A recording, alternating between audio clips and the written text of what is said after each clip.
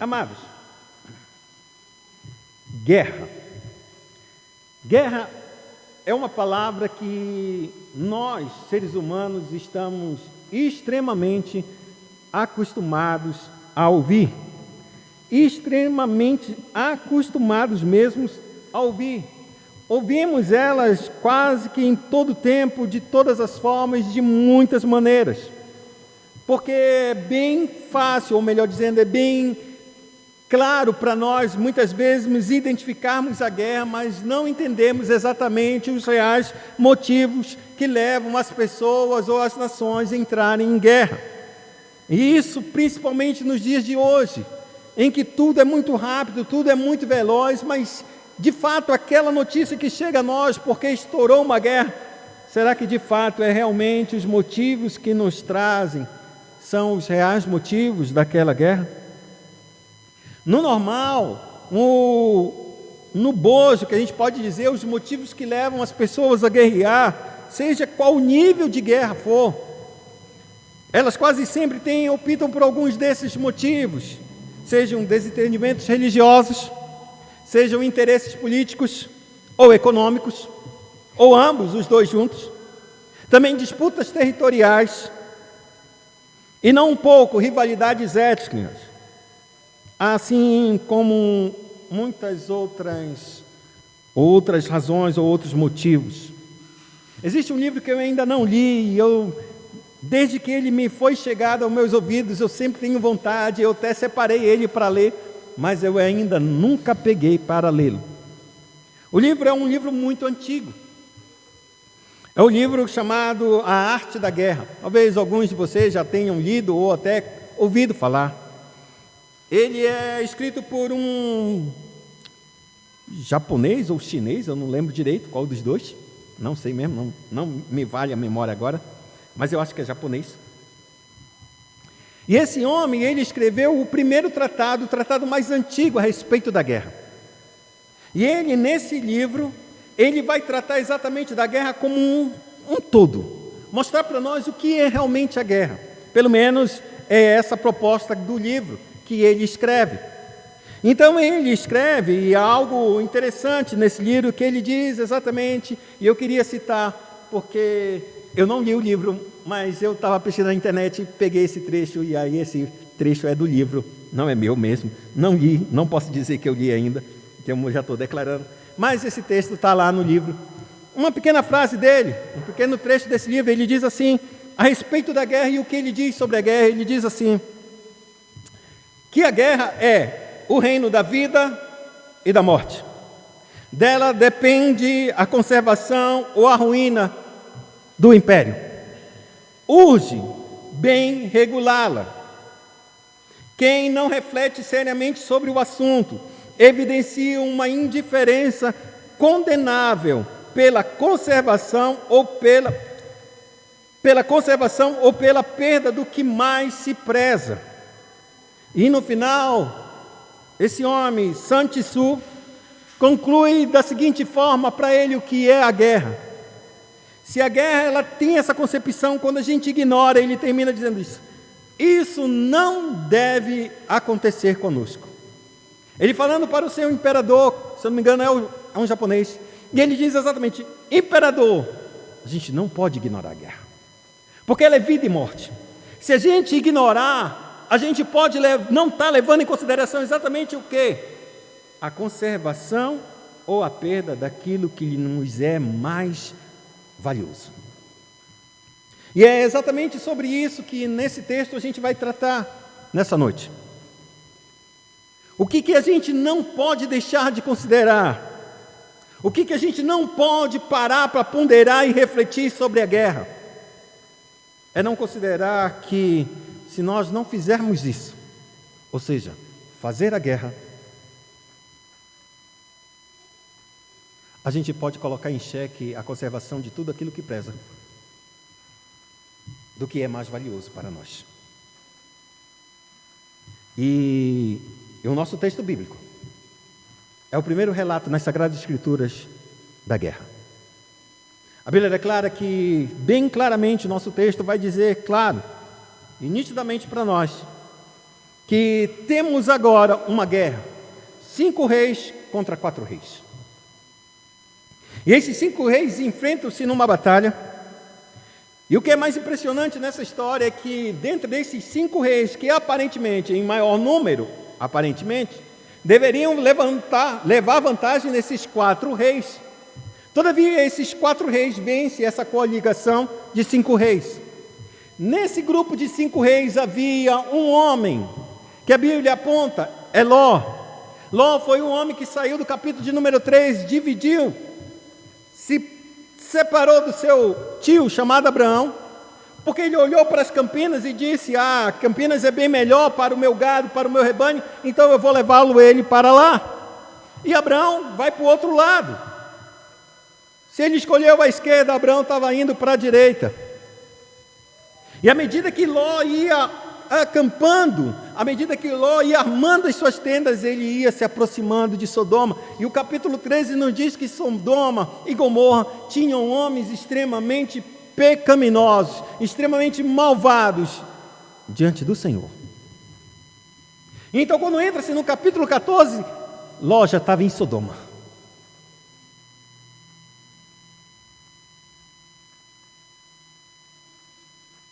Olha o caminho de Ló. Ele se separa de Abraão, vai se aproximando cada vez mais de Sodoma, mesmo sabendo que o caminho de Sodoma e as cidades de Sodoma, os habitantes de Sodoma, eram homens ímpios, pecaminosos diante do Senhor. Ele vai se aproximando. E por que ele se aproxima? Porque os pastos que estavam ao redor de Sodoma eram muito bons para ele. Então tudo que ele olha somente o lucro.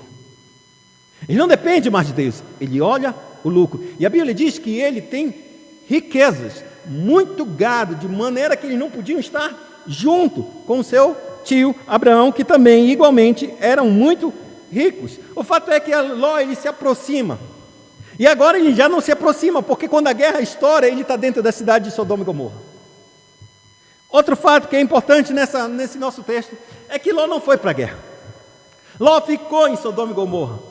Os povos saíram para a guerra, 5 reis contra 4 reis, e eles batalharam. Quando eles batalharam, vai sair um vencedor. E aí a Bíblia diz claramente que o grupo de Ló, o rei que estava sobre Sodoma, e todos os outros caíram, pereceram.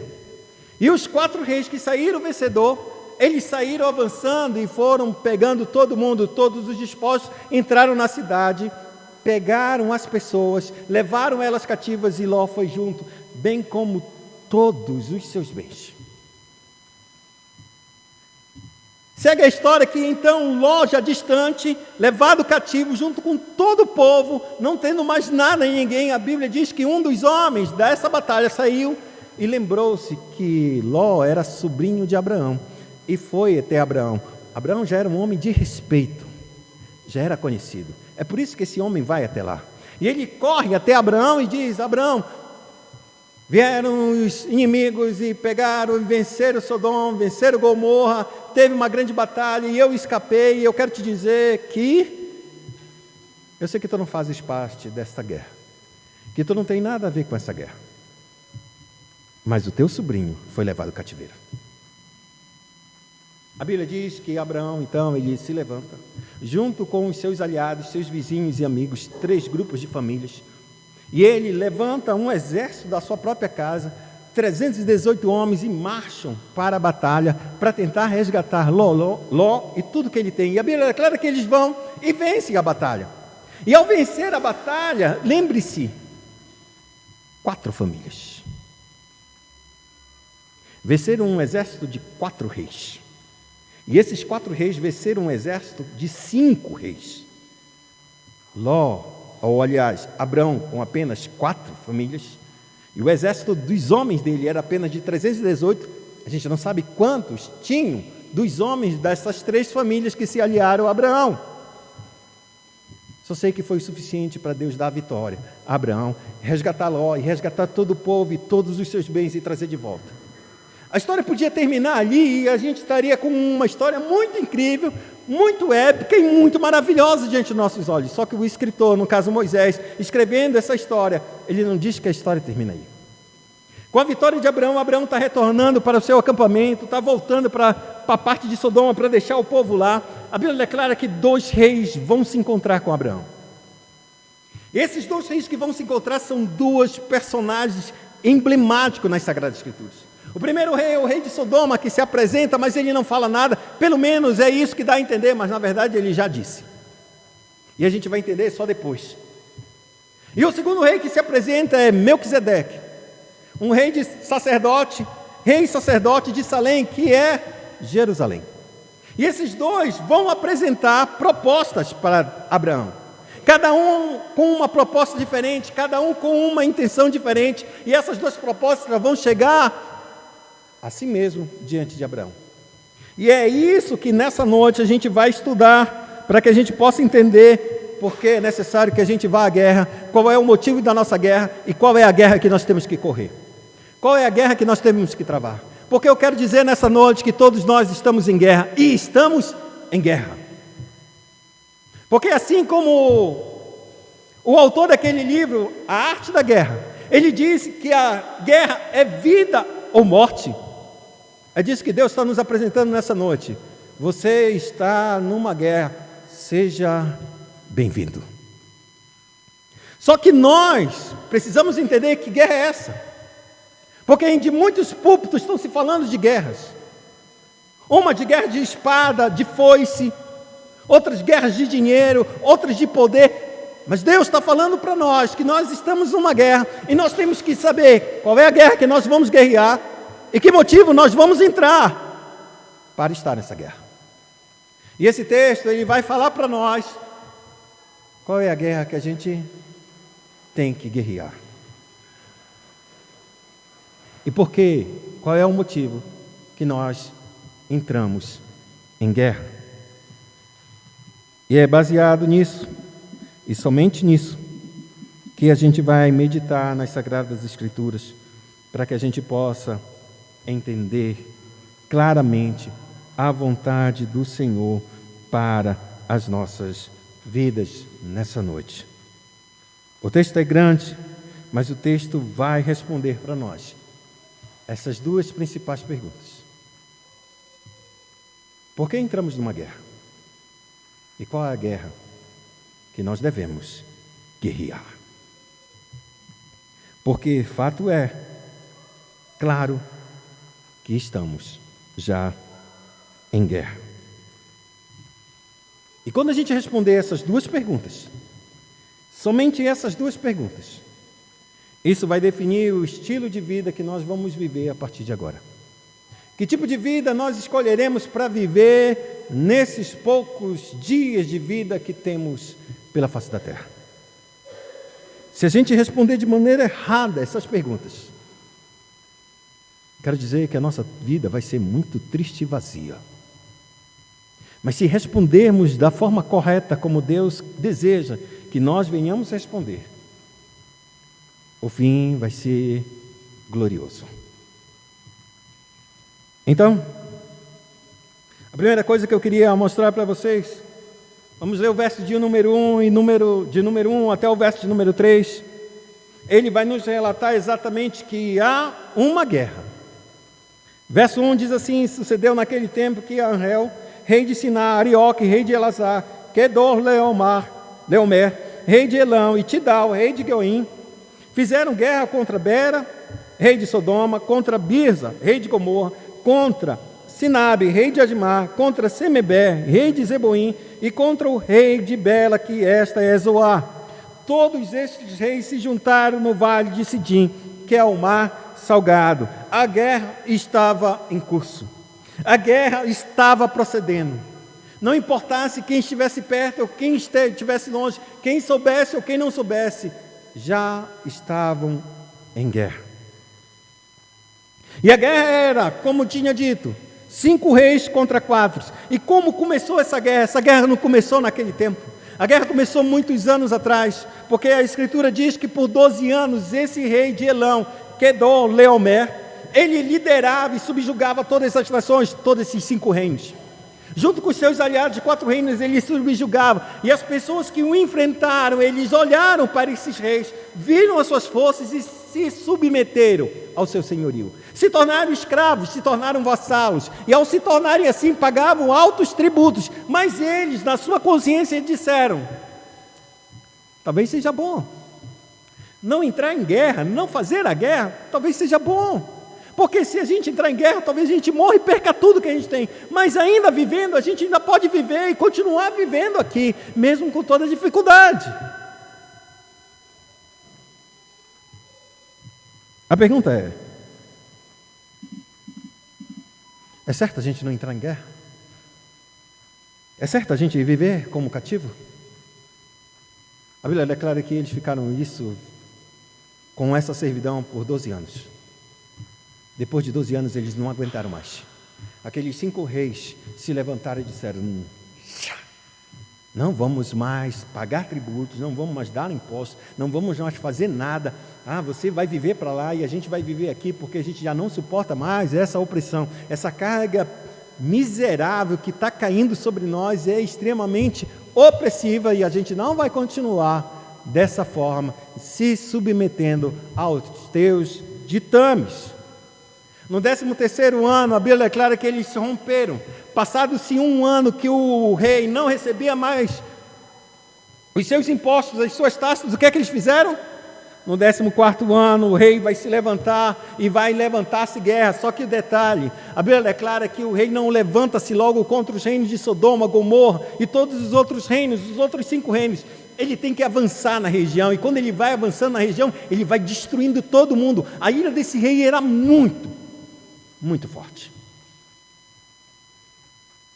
Ele não deixou mais ninguém se levantar a cabeça ou pensar que poderia se levantar contra o rei e contra o seu senhorio. Então ele se levanta, sai arrasando todas as terras até chegar aos reinos, os 5 reinos.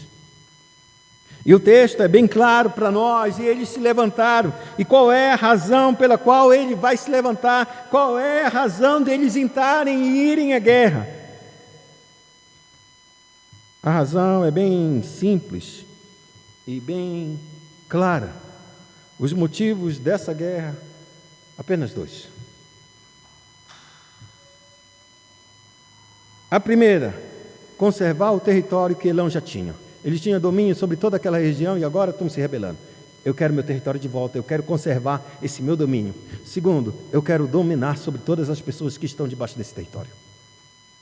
Do outro povo que estava se levantando, os 5 reinos, ele se levanta para quê? Eu não quero mais o domínio deste homem. Eu não quero mais me submeter a esse homem. Eu quero meu território de volta. Eu quero dominar sobre o meu próprio povo. O que eu estou entendendo, o que é que dá para a gente entender nesse texto é que os motivos, tanto de um lado quanto de outro, eram o mesmo: domínio e poder sobre as pessoas. Dominar sobre as pessoas e dominar sobre o território, de maneira que as pessoas estão controladas das mãos. É por isso que grandes religiões e grandes filosofias tentam de tudo dominar a nossa mente, fazer com que a gente seja cativo. Isso a gente vê na política, a gente vê na economia, a gente vê nas repartições públicas, a gente vê até mesmo em órgãos que não são públicos, mas são privados, um nível de autoridade para dominar sobre as pessoas, porque é disso que trata quando as pessoas fazem a guerra. Elas querem território e dominar sobre as pessoas. Seja de um lado ou de outro, é isso que está em jogo. Pois no verso de número 4 a 9 diz: 12 anos serviram a esse rei que é de Leomer, porém no 13º se rebelaram, ao 14º ano veio que é de Leomer, e os reis que estavam com ele, e feriram aos Refaíns em Astarote, Carnaim, e aos Zuzins em Aram, e aos Emins que estavam em Zafé, Kiriat-Taim, e aos Oreus no seu monte Seir, até a cidade de Parã. Ou seja, ele sai arrastando o povo, ele sai dizimando as populações, ele não olha para ninguém, ele não se importa se aqueles que estavam lá, que se rebelaram, e esses que não se rebelaram e não ficaram à parte. Aqui eu coloco para vocês: esses reis que saíram, Esse rei que saiu destruindo esses povos que não tinham nada a ver com a guerra. Eles estavam neutros. É por isso que eu digo, ninguém está neutro numa guerra. Todos estão numa guerra. Se a gente vai lutar ou não, não é nosso problema. O problema é que você tem que saber que já está numa guerra. E você vai ter que tomar uma decisão. O ato de você não tomar a decisão não significa que a guerra não vai te atingir. Ela vai te atingir e trará consequências porque você não lutou por aquilo que era valioso para você e para a sua família. E é exatamente isso. Não se eximir de lutar é exatamente receber o fardo claro e destrutivo do que aquele que lutou vai conquistar sobre a sua vida. Pois ele luta por aquilo que ele acha que é valioso. E talvez dominar sobre você, tua casa e teus bens seja valioso para aquele que luta contra você.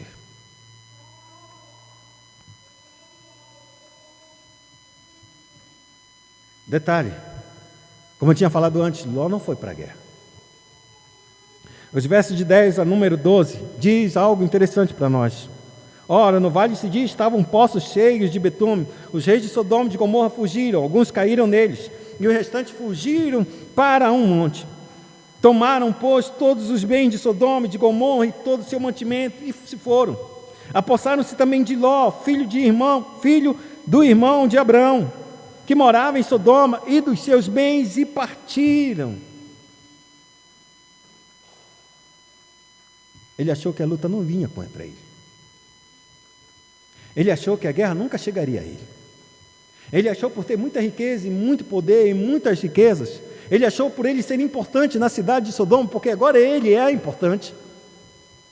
Se você tem dúvida disso, vai em Gênesis capítulo número 19, quando o anjo vai destruir Sodoma e Gomorra, e os anjos, ele guarda os anjos para dentro da casa, e quando ele guarda os anjos para dentro dessa casa, hospedando os anjos, os homens de Sodoma batem na casa de Ló, e diz Ló: não, meus filhos, não, meus amigos, não, meus vizinhos, não façam mal aos meus hóspedes. Ele não sabia que era um anjo.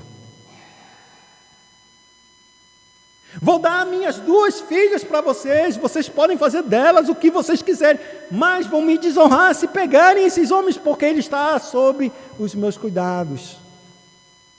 E a Bíblia declara que os homens de Sodoma disseram: não, você, com todos os teus bens, você acha que pode dar ordem aqui nessa cidade só porque tu manda e desmanda? Não. Vou pegar eles, todo mundo, se tu não abrir a porta. Você leia esse texto lá em Gênesis 19, porque senão é o nosso texto. Uma hora a gente vai chegar lá em Gênesis 19 e a gente vai poder comentar mais a respeito disso. Mas o fato é que a Ló, ele não vai à guerra. E por ele não ir à guerra, algumas razões a gente pode pensar a respeito disso. Primeira razão, ele pode ter dado o quê? Recursos. Eu não sou um homem de ir à guerra, não gosto desse negócio de batalha, briga não é comigo, eu sou um homem muito pacífico. E então ele disse: eu posso ajudar vocês com finanças, eu posso armar o exército, posso dar mantimentos, e assim vocês vão para a guerra e tudo certo. Porque Ló pensava, penso eu, da seguinte forma: 12 anos eu vivi. Esses impostos que caem sobre todo mundo, para mim não teve nenhum problema. Então, se esse rei vencer o rei de Sodoma, ele vai fazer o quê? Vai aumentar a carga dos impostos. E quando aumentar a carga dos impostos, pode pesar um pouco para mim, mas mesmo assim, eu conseguirei pagar. Pensando só em si mesmo. Mas aquele que não consegue, aquele que está oprimido, e que se levantou para ir para a guerra e que perdeu, e quando vier o aumento de impostos, porque vai vir com mais força, pelo menos esse era o pensamento de Ló, ele vai ficar arrebentado, esse povo. Mas eu estou de boa. E aqui a gente tem que entender que por mais que Ló buscasse Deus, ele não aprendeu a misericórdia.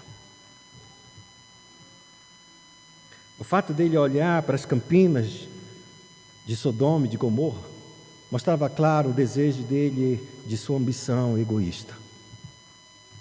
Eu quero o melhor, os outros que se virem. Deus é comigo, os outros que se virem.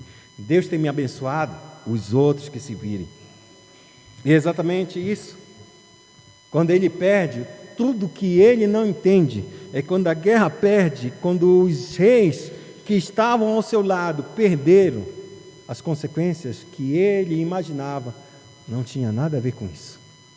As guerras levaram ele tudo que ele tinha para longe e cativo. Não sobrou nada.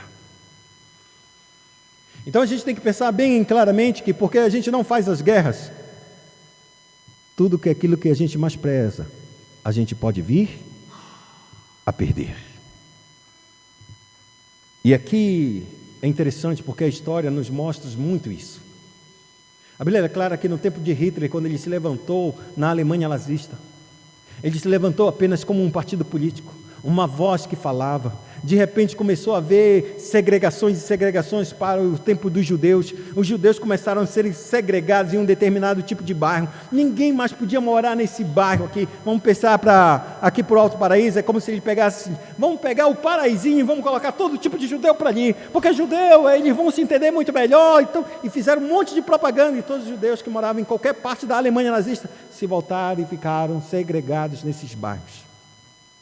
Os líderes judeus pensaram assim mesmo, os rabinos disseram, não, mas essa intenção de Hitler não vai dar muito para longe, rapidamente ele vai parar, as coisas não vão acontecer desse jeito. De repente começaram a se levantar muros para se fechar os bairros judeus na Alemanha nazista.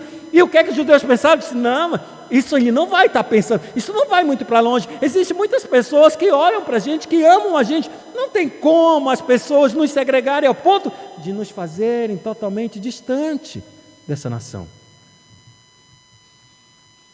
No final disso, Hitler se levanta com poder absoluto e mata mais de 6 milhões de judeus na Segunda Guerra Mundial. Tudo que o judeu podia fazer agora era se esconder ou fugir, porque não tinha mais outra opção. Eles estavam confinados, fechados, sem alimento, sem nada, e os seus corpos serviam para sabão. Por quê? Porque eles ignoraram que há uma guerra em curso e eles acharam que essa guerra nunca ia atingir a vida deles. As organizações das Nações Unidas, antes de serem ONU, ela foi a Liga das Nações. Essa Liga das Nações se levantou um grupo de nações para que evitassem uma Segunda Guerra Mundial. Essas Ligas das Nações foram líderes de todos os estados, disseram, não, a gente não pode repetir o que aconteceu na Primeira Guerra Mundial, não pode acontecer. Eles viram Hitler entrando na Prússia, eles viram Hitler entrando em outras nações, e as Ligas das Nações, não, isso não vai acontecer, não vai. 1917 termina a Primeira Guerra. Segunda Guerra Mundial, 1939 começa a Segunda Guerra Mundial. E foi uma guerra global nessa. Todos os continentes foram envolvidos. Por quê? Porque aqueles que olharam para aquele homem ignoravam que ele estava em guerra. Eles disseram, a Alemanha não pode se armar. Eles viram a Alemanha se armando. A Alemanha não vai lentar. Entrou, lutou, venceu e destruiu milhões de vidas. E milhões de vidas morreram por culpa de pessoas que olharam para a guerra e disseram, não tem guerra. E aqui eu quero olhar de novo para Ló, porque Ló ignorou que ele tinha mulher, filhos, ele tinha família, ele tinha bens. Essa guerra não vai me atingir. E ele perdeu tudo isso, todo mundo foi levado cativos. A sorte de Ló é que eles não morreram, Deus teve misericórdia para que eles não fossem mortos. Foram levados cativos juntamente com os seus bens. E aqui é o que a gente deve entender claramente a respeito disso, de um ditado bem simples e popular. A gente só dá valor naquilo quando a gente perde. É costume de muitas pessoas no caixão chorarem por seu pai, por sua mãe. Mas quando estavam vivas, quando ela estava viva, quando seu pai estava vivo, só era ódio, brigas, ingratidão. Mas quando morre, se perde, aí a pessoa desaba em chorar. Por que eu não fiz isso? Por que eu não te perdoei? Por que eu não falei contigo? Por que eu não te dei uma outra chance? E agora, como é que vai ser? A minha vida está longe de ti, por quê? Pais, mães, filhos, esposo, marido, tantos relacionamentos rompidos, porque não deram valor naquilo que tiveram. E quando perderam, choraram, porque viram quanto valia aquele relacionamento. Quanto valor tinha aquela pessoa. E quando a gente não vai à guerra, a gente está exatamente fazendo isso. Está ignorando a verdade de que a gente pode viver sem aquilo. Quando perder, está tudo certo. Ló perdeu a sua liberdade, todos os seus bens. E agora? E agora? Ele não foi para a guerra. Ele disse: essa guerra não é para mim. Eu não vou lutar para controlar pessoas. Eu não vou lutar para conquistar territórios. Essa guerra não é para mim. Qual é a tua guerra? Ele podia ir para a guerra não por causa desses motivos, mas ele podia ir para a guerra dizendo assim mesmo: se nós perdermos, eu posso ainda me dar bem, mas esse povo que está do meu lado, como é que ele fica? Ele vai ficar pior, porque 12 anos eu vi a exploração desse povo, eu vi quanto esse povo está perecendo. Eu consegui sobreviver, eu consegui me viver bem e crescer, mas esse povo está só indo na ruína. Ele se levantou por causa dessa aflição e por causa dessa opressão. A Bíblia diz claramente que aquele que sabe que tem que fazer o certo, o bem, e não faz, esse comete pecado. A gente tem que entender que nós temos uma responsabilidade diante de Deus. A nossa responsabilidade é lutar por justiça nessa terra. Por tudo que nós viemos a fazer é lutar por justiça. A gente tem que procurar fazer um mundo mais justo, e um mundo mais justo, certo, sim, diante dos olhos de Deus, lutarmos por cada vez melhor justiça.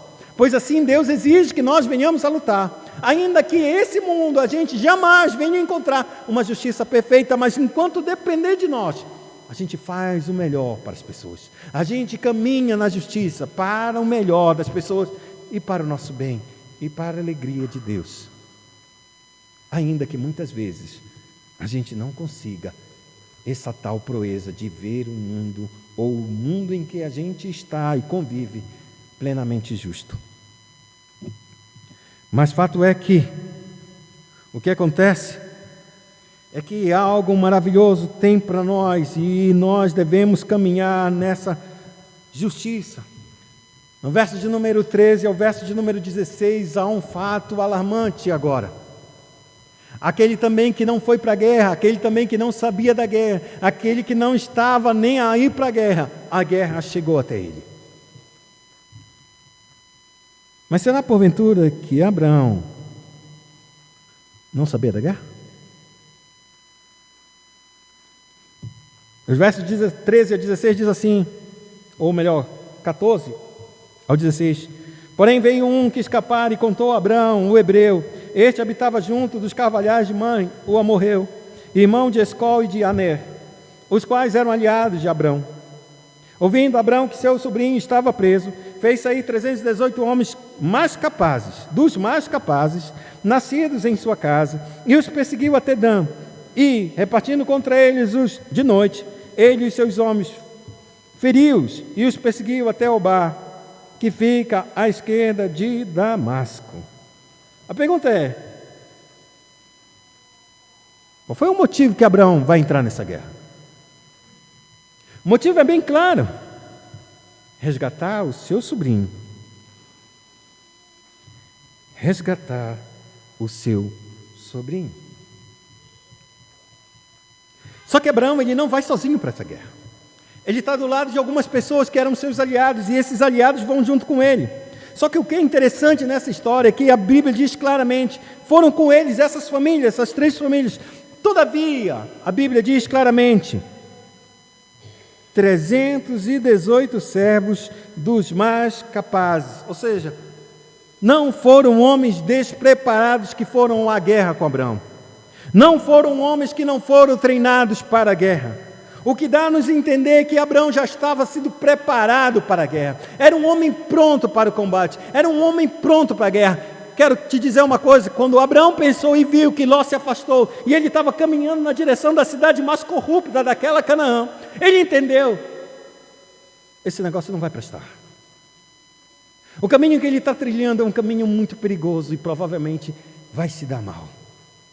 O que eu vou fazer? Eu vou treinar os meus homens, eu vou capacitar os meus homens a entender quem é Deus, a procurar Deus e a confiar somente em Deus, mais nada, porque talvez eu tenha falhado com Ló, porque ele só está olhando para as campinas e ele caminhou ainda que ele vai se aproximando da cidade mais ímpia.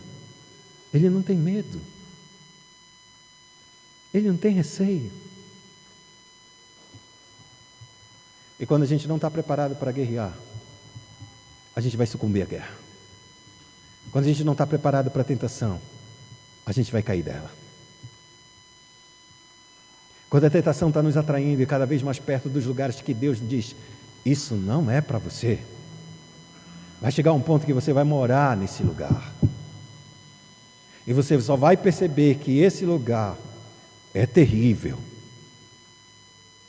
quando você estiver totalmente cativo pelo pecado. Só que Abraão, ele sabe qual é a guerra que ele vai guerrear. Ele sabe que motivo ele o leva à guerra. Só existe um motivo para a gente entrar em guerra.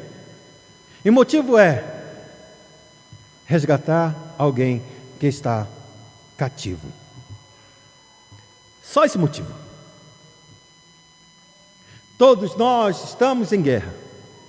Alguns estão guerreando por dinheiro, outros estão guerreando por posições, outros estão guerreando por fama. Conhece o testemunho de muitas pessoas aí, no mundo aí das atividades, dos artistas? Não, eu lutei, fiz isso, fiz aquilo outro. Se a gente vai para os artistas globais, não, tinha muito conchavo, eu tive que deitar com um homem, eu tive que deitar com outro homem, eu tive que fazer isso e aquilo outro. São guerras. Tudo para conquistar aquilo que a gente deseja. Mas qual é o final dessas vidas? Qual é o final desses caminhos? Caminhos de destruição e de morte. São guerras que a gente já perdeu só por ter entrado nessas guerras. Motivo pelos quais Deus não se agrada dessas guerras. Porque são guerras que se travam nos nossos próprios desejos, da nossa carne. Mas essa não é a guerra que Deus deseja. Essa não é a guerra que Deus quer que nós venhamos travar. E por isso, Abraão ele sai. E ele sai com homens preparados. Havia mais gente no exército de Abraão. Havia mais pessoas. Mas aí ele diz, se vai entrar na guerra, só os preparados vai comigo. Só aqueles que eu já treinei para ir comigo a essa guerra. Preste atenção, Abraão nunca lutou na sua vida. Desde quando ele saiu de Ur dos Caldeus até agora, Abraão não levantou uma espada. Mas ele aprendeu, eu tenho que estar preparado para as aflições, para as batalhas. Eu estou num mundo hostil e eu tenho que me posicionar. Eu não posso esperar que a guerra chegue a mim. Eu tenho que estar em estado de guerra. Para que quando ela chegue, eu saiba o que fazer e por que eu estou fazendo o que estou fazendo. E é exatamente isso que Abraão faz. Ele se prepara porque ele vê e ele sabe que Ló está indo para precipício. E o fim de Ló vai ser triste. Ele é apenas um anúncio, o capítulo 14 do fim de Ló. É um anúncio. Se ele não se preparar para as futuras batalhas, será pior ainda o seu destino. E o texto nos diz exatamente que Abraão se levanta e vai para a guerra. E quando ele vai, ele luta e ele vence os 4 reis. E quando ele vence os 4 reis, ele está chegando de volta. Contudo, ele conseguiu conquistar todas as coisas. A Bíblia diz exatamente que agora 2 reis vão se apresentar a ele. O primeiro rei é o rei de Sodoma, o derrotado. Ele é o primeiro a se apresentar, mas ele não fala nada. Na verdade, ele já havia falado. Só que o escritor, no caso Moisés, ele não relata esse texto. Ele vai relatar depois da segunda intervenção quem é que se apresenta esse segundo rei. A Bíblia diz que é Melquisedeque. E se você sabe um pouco mais das Escrituras, você sabe exatamente o quanto vale uma vida diante de Deus. O quanto vale a liberdade de viver diante de Deus com tudo aquilo que Deus nos dá. E que Cristo nos disponibilizou, ou melhor dizendo, Deus nos disponibilizou na pessoa do seu Filho amado, Jesus Cristo. O fato é que, será que porventura, só quando a gente perder é que a gente vai entrar na guerra? Quando perder um filho, quando perder um casamento, quando perder o trabalho, quando perder e se afastar da igreja, é só assim que a gente vai voltar para Deus e pedir a Deus sua ajuda para que Ele possa nos ajudar na guerra que a gente tem que enfrentar para recuperar aquilo que a gente perdeu.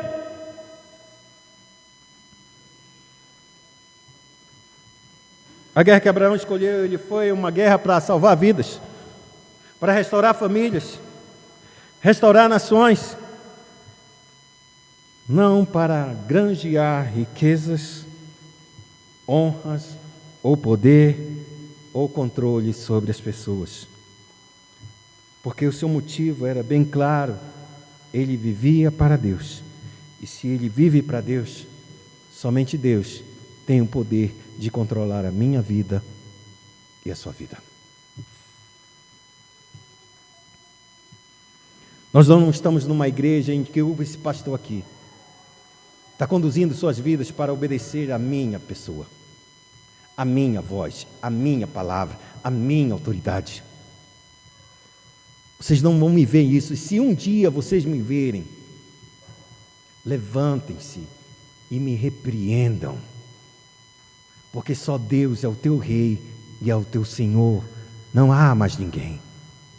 E muitas vezes a gente, como pregadores, hábil nessa palavra, tem capacidade de ludibriar as pessoas, de enganar e de seduzi-las. Mas lembre-se, nem todo mundo será seduzido e nem todo mundo será enganado. Então, se você não é esse, levante-se e repreenda este homem. Seja ele quem for, inclusive eu, levante-se e repreende. Peça ao Senhor graça e misericórdia, porque você está numa guerra, e essa sua guerra tem que se levantar para que a verdade saia daqui, e não seja mentiras, porque a Bíblia diz que a verdade liberta. Conhecereis a verdade, e a verdade vos libertará. A verdade não aprisiona, ela liberta. Por isso Paulo nos diz: para a liberdade foi Cristo libertou vocês. Para a liberdade que Cristo nos libertou. E assim, nós vemos agora esses 2 reis se apresentando. E o fato da gente saber que o coração de Abraão não é realmente ligado a essas riquezas, ligado aos bens, mas ligado intencionalmente apenas para que uma vida seja salva, ou vidas sejam salvas, ou famílias sejam salvas, ele vai se colocar, e quando ele vai se colocar, ele vai mostrar isso. A Bíblia diz exatamente que o rei de Sodoma está calado agora, pelo menos ele já falou, mas vai ser falado exatamente depois do rei de Melquisedeque, o rei de Salém.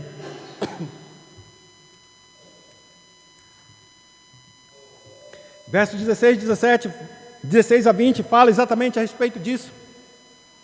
O coração compassivo de Abraão, o coração quebrantado de Abraão, o coração que se volta para Deus integralmente. E ele então diz no verso 16: trouxe de novo todos os bens e também a Ló, o seu sobrinho, e os bens dele, e ainda as mulheres e o povo. Após voltar Abraão de ferir Kedorlaomer e aos reis que estavam com ele, saiu-lhe ao encontro o rei de Sodoma no vale de Savé, que é o vale do rei. Melquisedeque, rei de Salém, trouxe pão e vinho. Era sacerdote do Deus Altíssimo. Abençoou a ele a Abraão e disse: bendito seja Abraão pelo Deus Altíssimo, que possui os céus e a terra. E bendito seja o Deus Altíssimo, que entregou os teus adversários nas tuas mãos. E de tudo lhe deu Abraão o dízimo. Pergunta: o que se ganha ao lutar por vidas? O que nós ganhamos quando lutamos para que uma vida seja salva, para que uma vida seja resgatada, para que uma família venha para a liberdade? A Bíblia diz que Deus vai ao nosso encontro. Mas Abraão foi Melquisedeque que foi ao encontro de Abraão. Não foi nenhum Deus. A Bíblia diz que Melquisedeque é um tipo de Cristo. E por que ele é o tipo de Cristo? A Bíblia, a palavra Melquisedeque significa rei de justiça. Um rei justo. Só que ele não é somente rei, ele também é sacerdote. E como sacerdote, ele era rei de uma cidade chamada Salém ou Jerusalém. E a palavra Jerusalém significa paz. Então, Melquisedeque é rei de justiça e de paz. É um rei justo e traz a paz. A pergunta que a gente faz é: quem pode trazer realmente justiça? E quem pode trazer realmente a paz? Senão o próprio Cristo vivo. Eu faço a justiça em Cristo Jesus. Aquele que não conheceu o pecado se fez pecado por nós, para que nós fôssemos feitos justiça de Deus. Tendo, pois, justificados pelo teu sangue, temos a paz em Cristo Jesus, pelo sangue que ele derramou. Então Cristo, quando ele vai se apresentar a Abraão, ele vai se apresentar exatamente oferecendo duas coisas. A primeira coisa é que Cristo sempre exalta a Deus. Você nunca vai ver Cristo em todo o Evangelho falando sobre si mesmo. Ele vai falando sobre dar glória a Deus. Eu vim a este mundo para glorificar o teu nome e eu tenho glorificado. Agora, Pai, nessa hora que eu estou indo para a cruz, glorifica o teu nome, me glorifica com a mesma glória que eu tinha antes que o mundo existisse, para que eles vejam a minha glória como tu tens me amado. É por isso que quando o sacerdote Melquisedeque, ele chega com Abraão e ele diz: bendito seja quem? Abraão? Não, bendito seja o Deus Altíssimo, que entregou os teus adversários nas tuas mãos. E ele ainda diz antes, abençoou Abraão. Por quê? Porque ele vai dizer assim mesmo: bendito seja Abraão pelo Deus Altíssimo. O Deus que criou os céus e a terra. Bendito seja o Deus Altíssimo, que entregou os teus adversários nas tuas mãos. É por isso que quando Abraão se apresenta, ou melhor dizendo, Melquisedeque se apresenta, o primeiro a encontrar com ele, depois da batalha, depois de uma vitória, depois de uma grande vitória, quando a gente terminar esse mundo, é a nossa vida. A primeira pessoa que vai se encontrar conosco será o nosso Cristo. E o que Ele vai nos oferecer: pão e vinho. Mas antes Ele vai dizer: benditos sejam vocês, servos do meu Pai. Entra para o gozo que está preparado antes da fundação do mundo. Benditos sejam vocês. E então vai nos dar do seu banquete pão e vinho. O que é pão e vinho? senão um símbolo da ceia, senão um símbolo de uma comunhão, senão uma vida que caminhou com Deus durante todo o tempo, uma vida que partilhou do sacrifício, que partilhou do sangue, que caminhou com Deus e caminha com Deus até esperar. A única coisa que ele vê é uma vida que caminha com Deus, e ele sabe que enquanto há pessoas que estão cativas, nossa guerra continua. É por essa guerra que nós devemos entrar.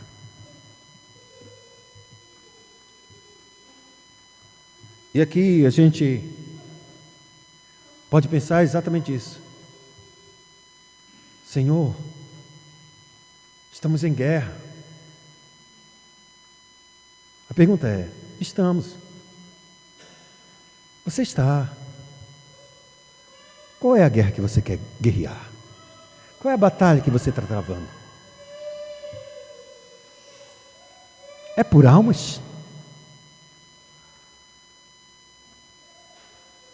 Porque o nosso Rei, o meu Rei, o Cristo que está escrito nessas Escrituras Sagradas, da qual creio e que ela é verdadeira, Ele desceu dos céus para dar a sua vida em resgate de muitos. Ele não desceu do céu para me fazer rico, para ter uma esposa, para ter filhos, para ser pastor de igreja.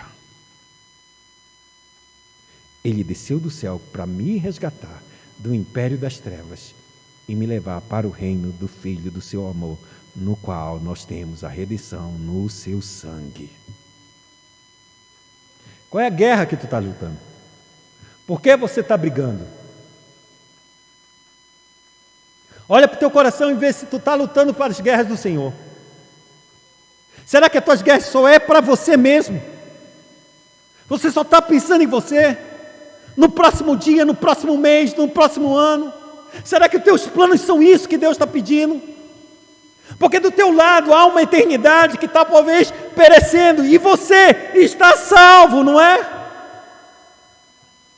Será? A tua eternidade, a eternidade de outro, também está nas tuas mãos, porque o próprio Cristo nos deu o ministério da reconciliação, dizendo e rogando por nós, por misericórdia, para que nós proclamemos que Deus em Cristo não está brigado com o mundo, mas disponibilizou uma reconciliação no sangue do seu Filho e nos entregou essa mensagem para proclamar ao mundo. Mensagem essa que é uma guerra. Mensagem essa que é uma guerra. Mas quando a gente não entende isso, quando a gente descansa naquilo que Deus já nos fez e a gente acha que está tudo bem, e que a gente não precisa lutar por ninguém,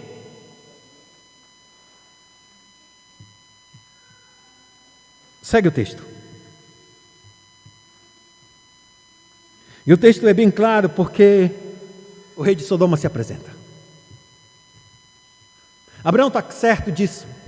E quando ele está certo disso, ele come e recebe, e então entrega o dízimo de tudo. Mas Sodoma, ele vai chegar ao rei e diz assim mesmo, simples e claro: Abraão, eu sou o rei da cidade, um rei derrotado. Ele não tinha domínio mais sobre ninguém. Abraão deveria ser rei de toda aquela cidade. De todas as 5 cidades, Abraão deveria ser rei, porque ele resgatou todo o povo, todos, não só o seu sobrinho, todas aquelas 5 nações. Ele era o rei, porque agora ele venceu. E não somente sobre 5 desses reis, ele podia voltar nas cidades dos outros 4 reis e dominar sobre tudo, porque ele venceu tudo. Era rei soberano sobre todos. Dominaria sobre um grande território e sobre todas as pessoas. Então, esse rei derrotado, que não tem mais nada, nem ninguém, e que fugiu, ele chega diante de Abraão e faz a sua proposta. E a proposta desse rei de Sodoma é simples: Abraão, dá-me as almas, me dá as pessoas e fica com os bens. Pode ficar com tudo. Me dá as pessoas. A pergunta é: Se o coração de Abraão não fosse em busca exatamente de uma única coisa, resgatar vidas, libertar vidas, essa proposta seria, que a gente pode dizer, a mais estúpida de todas. As pessoas e os bens são meus, sou eu que gastei, eu que corri, batalhei e venci. Pessoas e bens são meus. Só que Abraão não diz isso. Abraão é bem claro no seu texto e na sua fala. E aqui é um ponto importante. Não são poucas as pessoas que estão perdendo as suas famílias, os seus entes queridos, em troca dos bens. Porque Sodoma, o rei de Sodoma, é um tipo de Satanás. É um tipo de anticristo. Em que ele se importa, sabe o quê? Com aquilo que tem mais valor. E o que é de mais valor que nós temos? A nossa alma. A nossa vida. As pessoas. Tu acha que ele se importa com teus bens? Tu acha que ele se importa em te dar muito carro? Ou te levar para a miséria? Não se importa com nada dessas coisas. Isso são apenas iscas. Sabe o que é uma isca? É como um pescador que coloca no anzol alguma coisa. E ele vai dar comida para quem? Para o peixe. Mas ele quer dar comida para o peixe? É só uma isca para o peixe comer, achar que ele está dando alguma coisa e pegar a sua vida, a sua alma. É por isso que casamentos se rompem, famílias se destroem, filhos se apartam, filhos acreditam que os drogados e os traficantes são mais amigos do que ele, do que seus pais, que uma namorada é mais importante que o conselho do pai e da mãe, e assim as famílias vão se separando porque é uma isca, muito bonito, muito colorido, muito dourado, e a pessoa trava isso, por quê? Porque está lutando por uma guerra errada, não está lutando com a guerra correta, não está guerreando as guerras do Senhor, e quando tu não guerreia as guerras do Senhor, no final é a tua própria morte. E nesse texto a gente consegue ver claramente que o Senhor, o Deus Todo-Poderoso, traz o coração de Abraão para bem perto de si, de maneira que Abraão, ele sabe o que ele tem de lutar. E nós também sabemos o que devemos lutar. E não é por lucro nem controlar pessoas. Porque se esse fosse o nosso propósito, nós vamos usar as armas carnais para intentar e fazer essa guerra. Todavia, nossas armas não são carnais. Como disse Paulo, porque as armas da nossa milícia, a arma com que lutamos a guerra, não são carnais e sim poderosas em Deus para destruir fortalezas, anulando nós sofismas e toda altivez que se levanta contra o conhecimento de Deus, levando cativo todo pensamento à obediência de Cristo e estando prontos para punir toda desobediência, uma vez completada a vossa submissão. O que o apóstolo Paulo está dizendo, a gente tem um evangelho a pregar, e esse evangelho que se prega é levar todas essas pessoas, é levar a um movimento cativo, ou seja, levar o seu entendimento a entender que a verdade de Deus é uma e é só única, o único caminho pelo qual tu podes ser salvo, pelo qual tu podes adentrar os portões da eternidade, e esse é o portão da eternidade, não passa por outro senão pelo próprio Cristo vivo. E o apóstolo ele continua e nos exorta dizendo, se essa é assim a nossa guerra, se essa é assim a nossa batalha, uma batalha na mente, uma batalha de entendimento sobre a verdade, porque neste mundo muitas verdades estão se multiplicando, mas não são verdades, são enganos e são sofismas, são exatamente enredos e teias para a gente nos iludibriar, nos enganar e fazer com que isso seja verdade, mas não é. Então o apóstolo Paulo diz, quanto ao mais, sede fortalecidos no Senhor e na força do seu poder, revestidos de toda a armadura de Deus para poderes ficar firmes contra as ciladas do diabo, porque a nossa luta não é contra carne ou sangue, e sim contra principado, potestade, contra dominadores deste mundo tenebroso, contra as forças espirituais do mal nas regiões celestiais. Portanto, tomai toda a armadura de Deus para que possais resistir no dia mau. E depois de haver tudo feito, permanecer inabalável. Veja que a gente não vence uma guerra com gritos. Veja que a gente não vence uma guerra contra o nosso filho, nossa mãe, nosso pai, nosso esposo, nossa esposa, nosso marido, nosso amigo, nosso parente, nosso vizinho. Não vencemos uma guerra com qualquer outra pessoa. Não vencemos por grito, por opressão, por suborno. Não vencemos por lisonjas, por rodeios, por certas artimanhas, qualquer dádiva. Não vencemos uma guerra assim. Todo aquele que vence essa guerra já perdeu a guerra.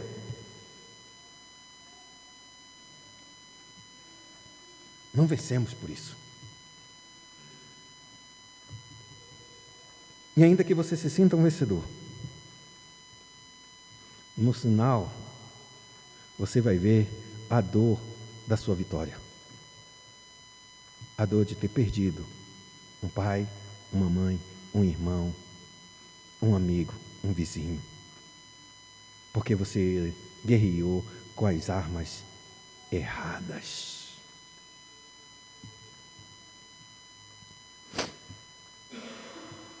O caráter de quem luta a guerra de Deus, sob os princípios de Deus, jamais troca pessoas por riquezas, ainda que sejam ganhas justamente como foi o caso de Abraão. Abraão adquiriu assim, lutando e guerreando licitamente, mas ele não trocou essa vitória por seus bens. Ele entregou tudo, mas ele deixou as pessoas livres.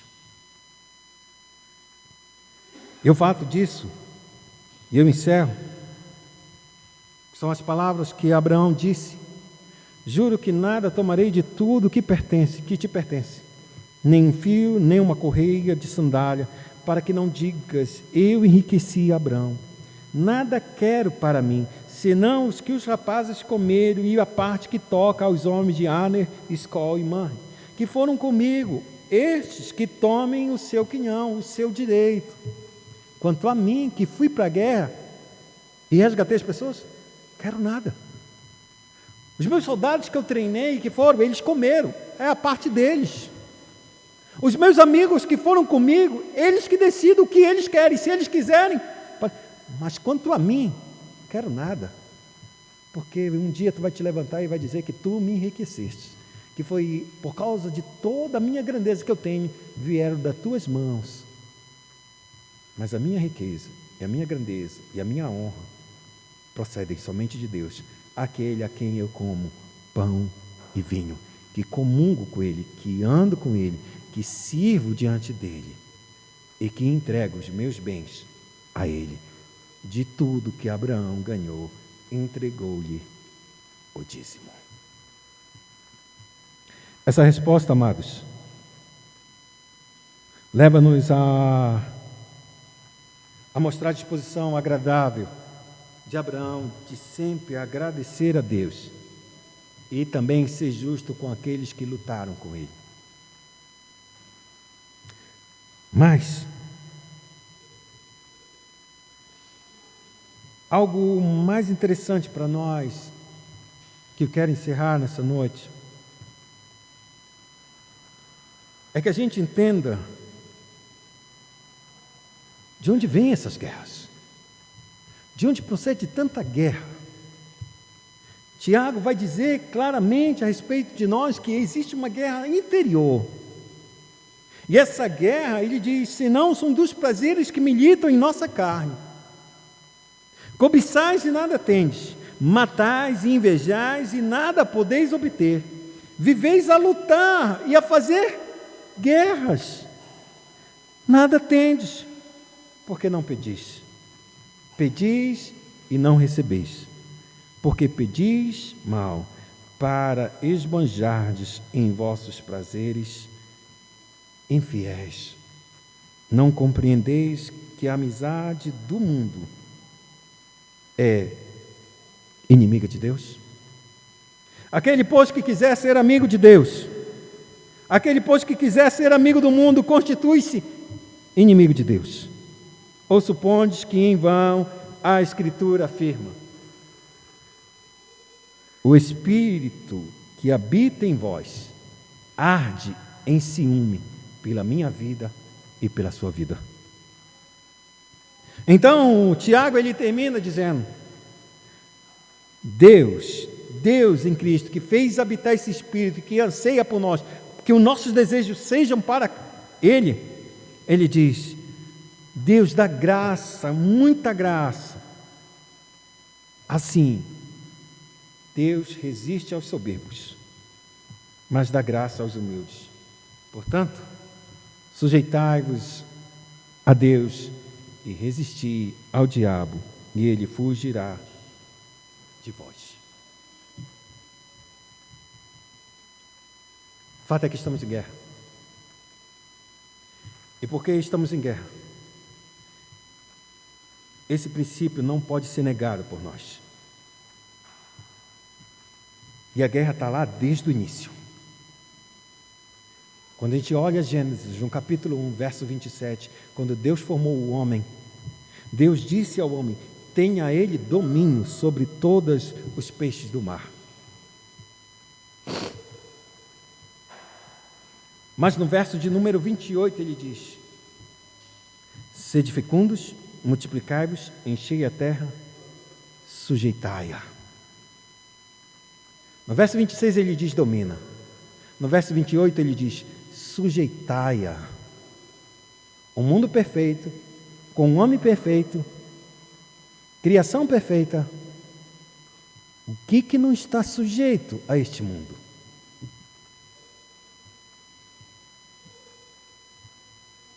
Serpente, o diabo, estava no lar, já estava no jardim. E o homem deveria sujeitar essa serpente, esmagar a cabeça da serpente. Mas ele foi incapaz de fazer isso. Antes ele ouviu Satanás e se rebelou contra Deus. Mas Deus, em sua grande graça e misericórdia, Ele levantou um Redentor para lutar contra Satanás e pôs em nós um espírito de inimizade contra o diabo. Eis que eu vos digo: mulher, lutarás contra ele, a serpente, e o teu descendente lutarás contra eles. Vocês não serão amigos, serão inimigos por toda a vida, até que o Redentor chegue e esmague a cabeça da serpente.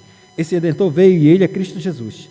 Ele sim, Cristo Jesus, e ele pagou pelos nossos pecados, rompeu e venceu a guerra. E a Bíblia diz claramente que essas nossas transgressões e a nossa incircuncisão da carne, Cristo levou sobre si e ele pagou o preço por tamanha rebelião. E ele perdoou os nossos pecados, cancelando o escrito de dívida que constava e que era contra nós, que eram as ordenanças de Deus. E assim ele nos removeu e cravou na cruz. E a Bíblia termina disso: despojando os principados e as potestades, publicamente os expôs ao desprezo, triunfando deles na cruz.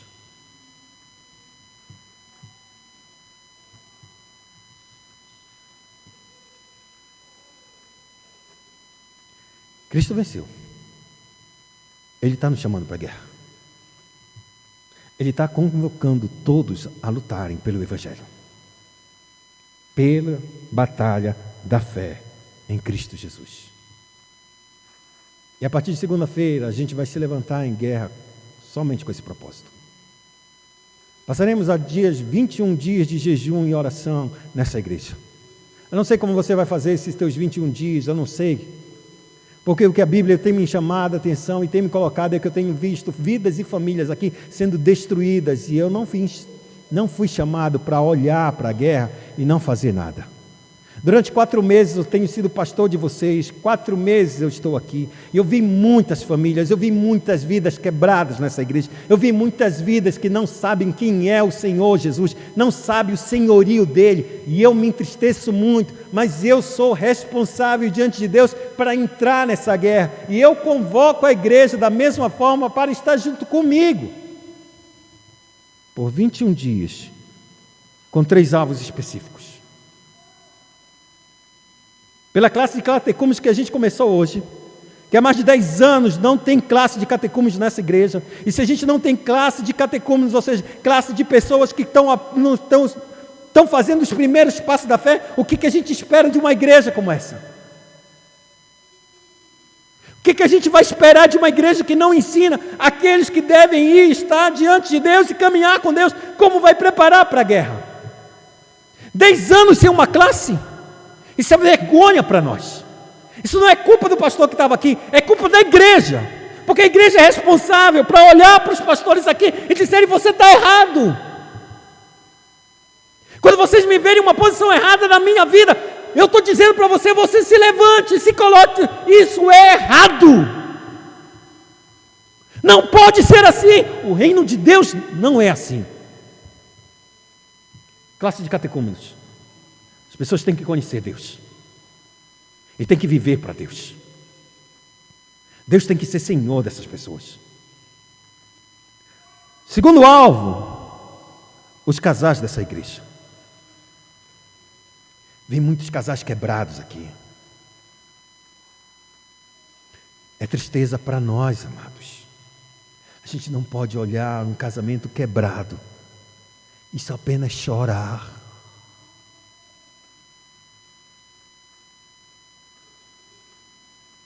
Não é.